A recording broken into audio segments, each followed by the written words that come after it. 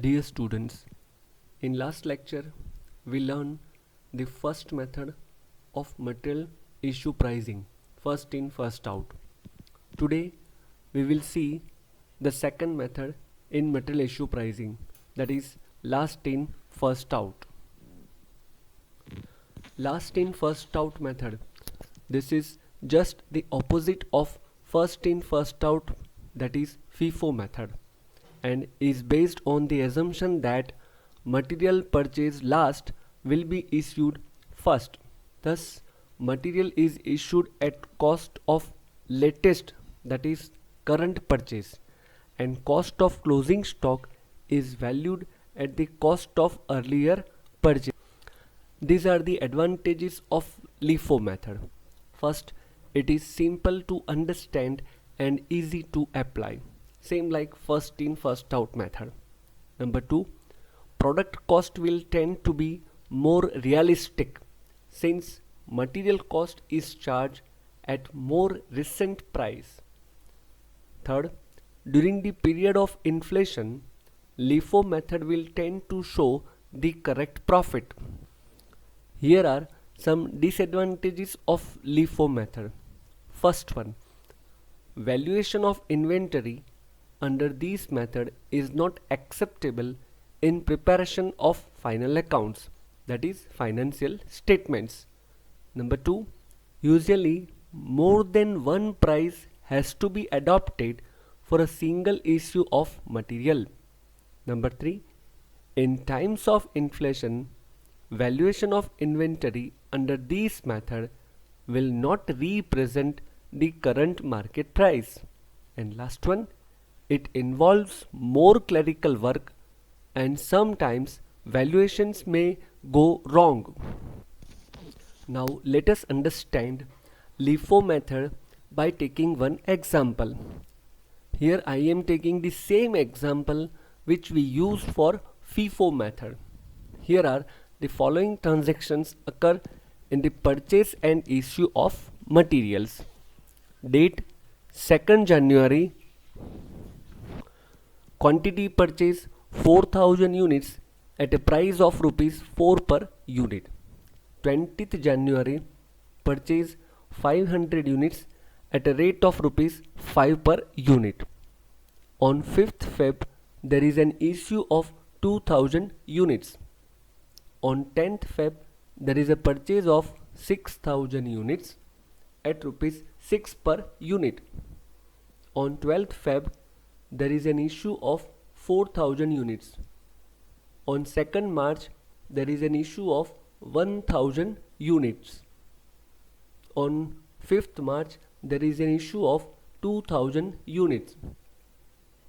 On 15th March, there is a purchase of 4500 units at rupees 5.5 per unit. And last, on 20th March, there is an issue of 3000 units. Dear students, here purchase units are given with its rate, that is purchase price, but issue quantity are only units. Rates are not available. We will decide the rates for issue quantity by using last in first out method. Here we have to prepare a store ledger account by adopting LIFO method.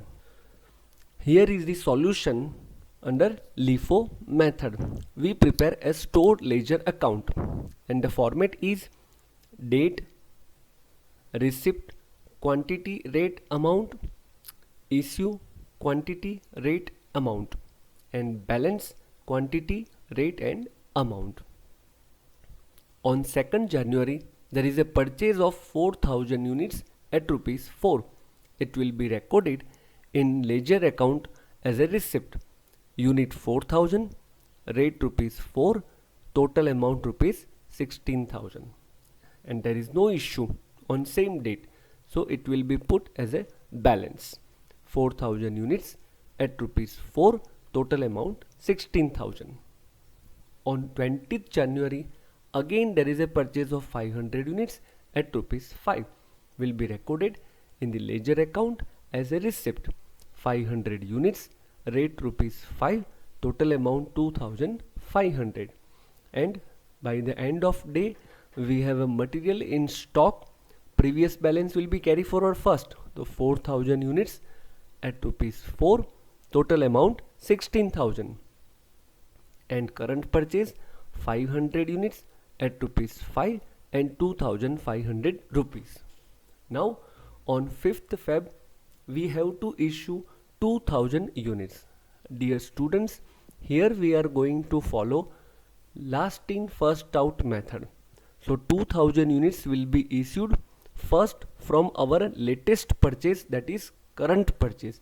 According to the balance of 20th January, our latest purchase is 500 units. So for issuing 2000 units, first we will utilize 500 units at rupees 5, total amount 2500. And remaining 1500 units will be from 4000 units. So 1500 units at rupees 4, total amount 6000 units. And now on 5th Feb, by the end of day, our balance material would be 2500 units, that is only out of 4000 at rupees 4, and total amount rupees 10,000. Now on 10th Feb we have a purchase of 6000 units at rupees 6, so we will record it as a receipt. So 6000 units at rupees 6, total amount 36,000. And on the day our balance is previous balance to be carried forward first, so 2500 units at rupees 4, total amount rupees 10,000. And new purchase 6000 units at rupees 6 and total 36,000. And now on 12th Feb we have a issue of 4000 units. These 4000 units will be issued according to LIFO method, and first we will utilize latest purchase. So out of these two, our latest purchase is 6000 units.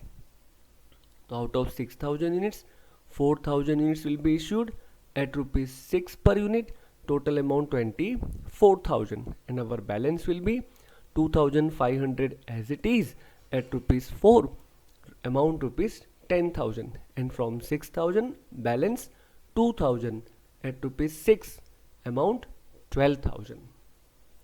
On 2nd March there is another issue of 1000 units will be issued from our latest purchase.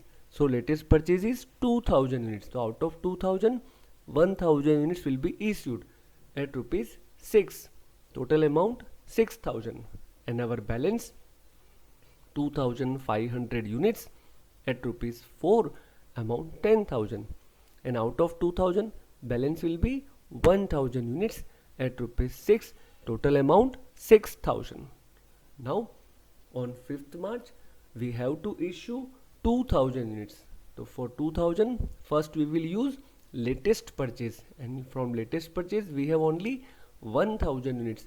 So this 1000 units will be issued at rupees 6, total amount 6000, and remaining 1000 will be issued out of 2500 at rupees 4, total amount 4000, and our balance by the end of day would be 1500 units at rupees 4, total amount 6000. On 15th March we have a purchase of 4500 units at rupees 5.5 will be recorded as a receipt. So 4500 units at rupees 5.50, and total amounts to 24,750, and our balance by the end of day 1500 units at rupees 4, 6000 rupees, and 4500 our latest purchase at rupees 5.5, total amount 24,750. And last on 20th March we have issue of 3000 units. These 3000 units will be issued from latest purchase, and our latest purchase is 4500. So out of 4500, 3000 units will be issued at rupees 5.5, total amount 16,500, and our balance 1500 units at rupees 4, total amount 6000 and remaining 1500 units out of 4500 at rupees 5.5 and total amount 8250. So our closing stock as per LIFO method would be 1500 units at rupees 4 plus 1500 units at rupees 5.5 is equal to 6000 plus 8250 is equal to 14250. That's all.